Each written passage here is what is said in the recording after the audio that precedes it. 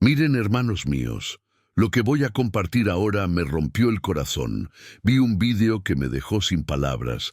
Es una historia real, triste y impactante. Un testimonio que nos hace preguntarnos, ¿hasta dónde puede llegar el ser humano? ¿Hasta dónde llega el mal cuando le damos una oportunidad al enemigo? El ser humano, por naturaleza, ya está inclinado al pecado.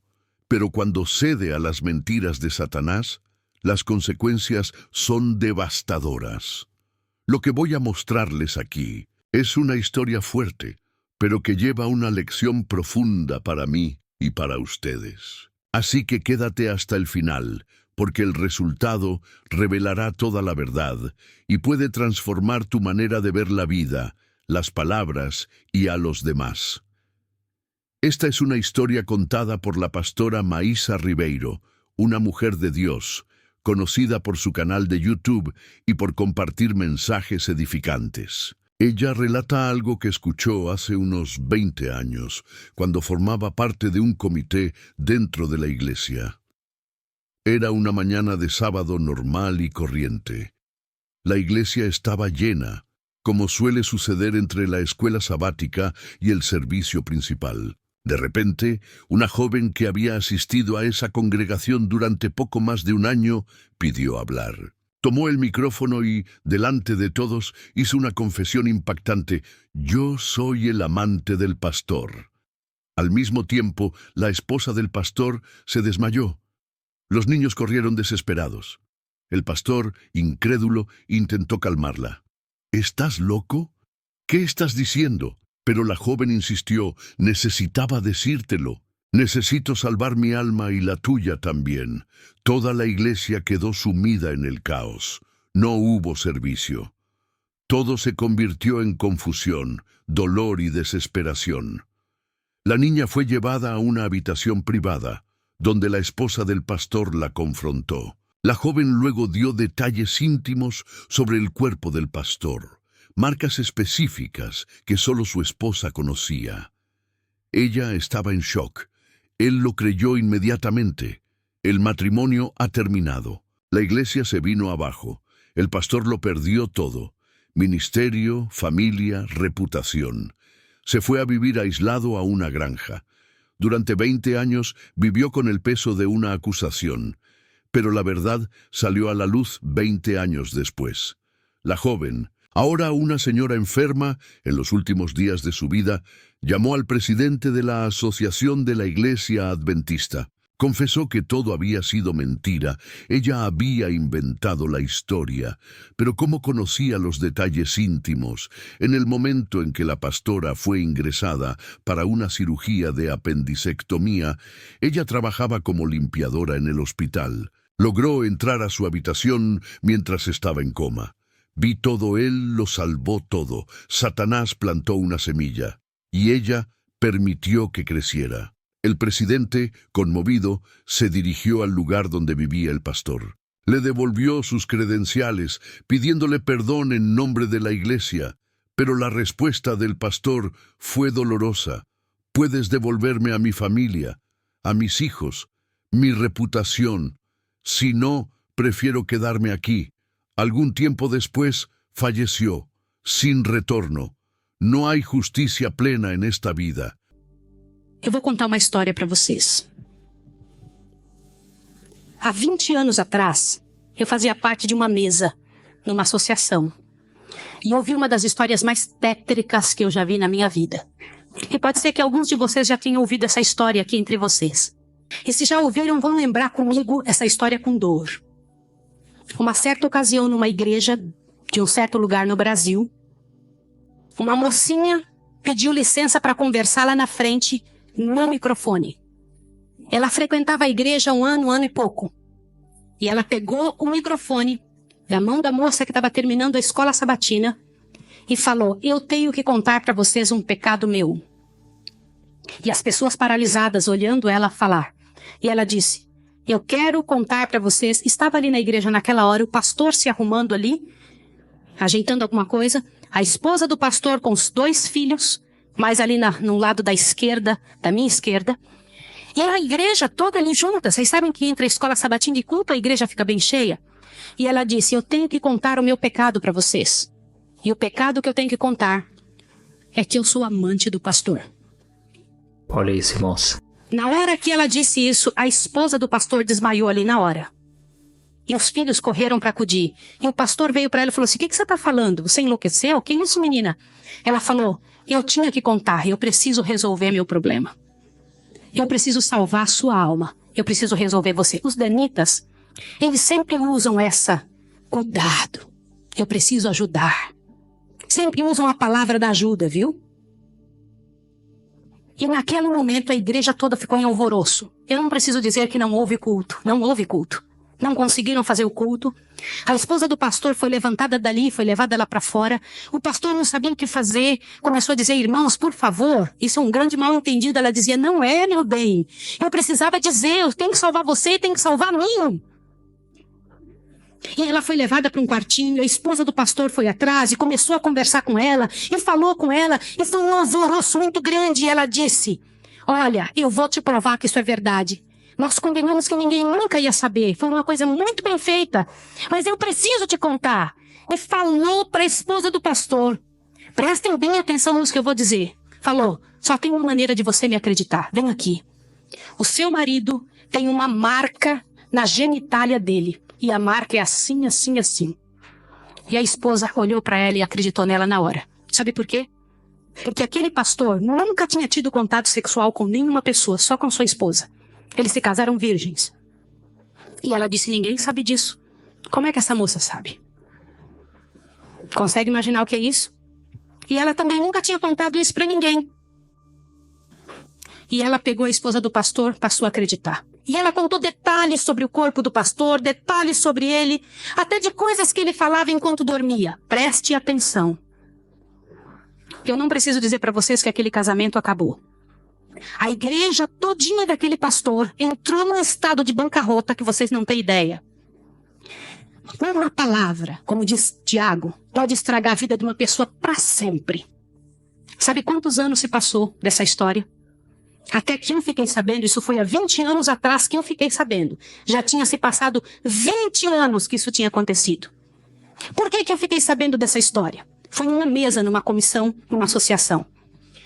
O presidente um dia nos chamou e disse o seguinte. Irmãos, eu preciso da ajuda de vocês de oração por algo. O que foi? Há 20 anos atrás aconteceu a história de um pastor e contou toda a história para nós. Foi numa igreja assim, assim, assim, e nós tiramos a credencial desse pastor. E esse pastor foi para um sítio e ficou sozinho. A esposa dele é casada, tem outros filhos, está vivendo a vida dela. Mas eu fui chamado, olha o presidente nos contando. Eu fui chamado há alguns dias na casa de uma senhora com os cabelos todos brancos morrendo de câncer.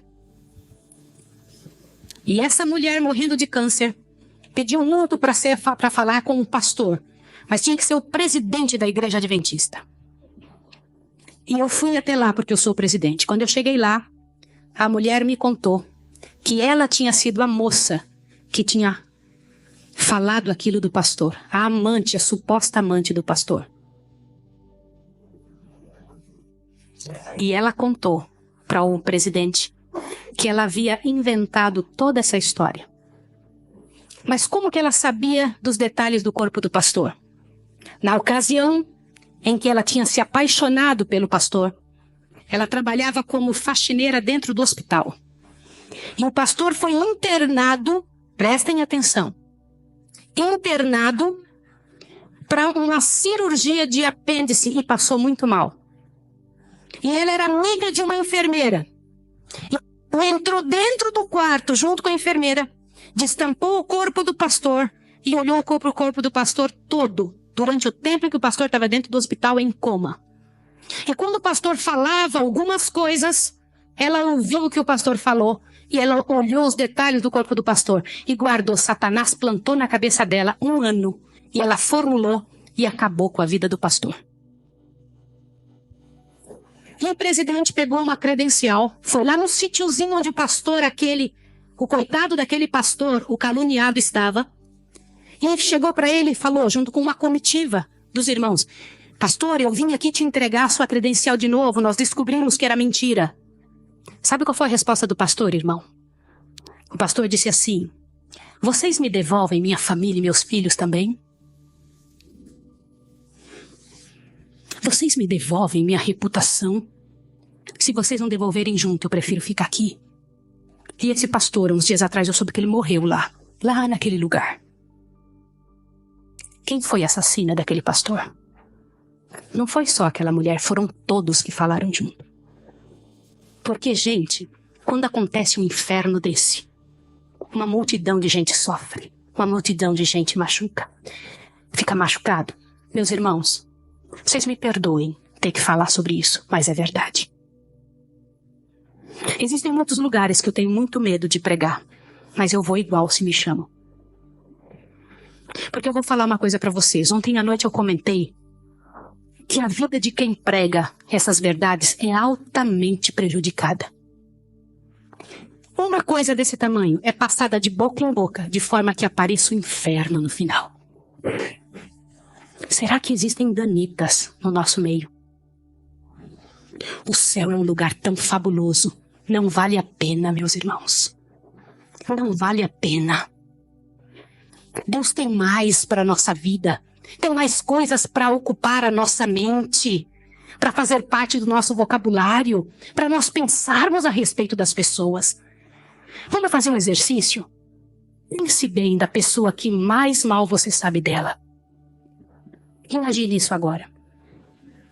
Sabe o que vai acontecer com você? Teu coração vai se encher de paz. Porque é isso que acontece, gente. Se você não for capaz de abrir a sua boca para trazer paz para a vida de alguém, não abra a sua boca para trazer o inferno para a vida de quem quer que seja.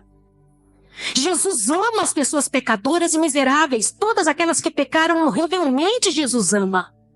E Ele tem mais para oferecer para nós. Eu vou pedir uma coisa em nome de Jesus essa manhã. Uma coisa que é muito difícil de fazer. Mas se há alguém em nome de Jesus que falou algo de outra pessoa, ainda que seja verdade, e que não pediu perdão, que peça perdão a Deus agora e corra e peça perdão para a pessoa.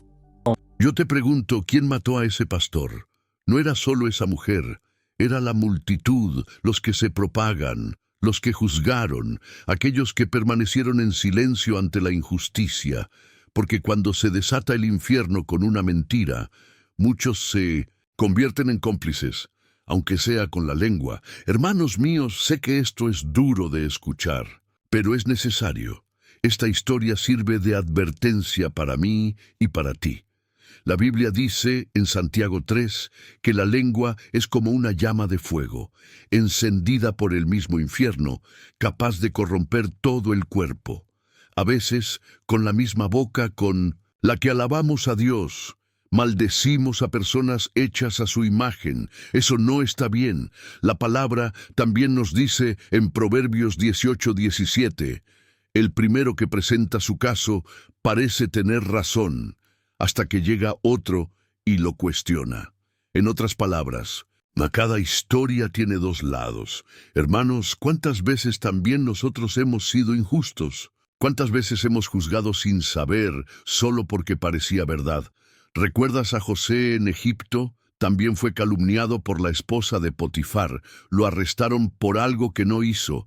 La historia se repite. A menudo disfrazamos el pecado del chisme diciendo, te estoy diciendo que ores, pero en el fondo ya estamos abriendo la puerta al mal. Dios lo ve todo y nos advierte.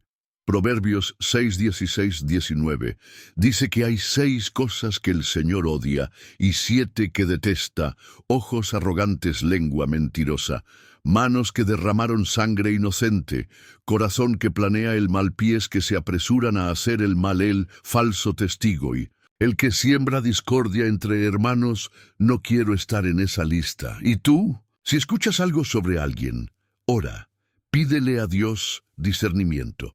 Cubre a esa persona con amor, como enseña la Biblia. El amor cubre multitud de pecados. 1 Pedro 4:8. En lugar de propagarse, orar. En lugar de acusar, perdona. En lugar de levantar el dedo, alza la voz al cielo en un clamor. No seamos instrumentos de destrucción, seamos canales de sanación, paz y restauración. Jesús ama al pecador. Él vino por los que estaban perdidos y nos enseña: el que se humilla será ensalzado, y el que se ensalza será humillado. Si este mensaje te habló, compártelo. Alguien necesita escuchar esto. Alguien necesita ser sanado por esta verdad. Que Dios bendiga tu vida. Recuerda, Dios es bueno y su misericordia perdura para siempre. Un fuerte abrazo. Nos vemos en el próximo video.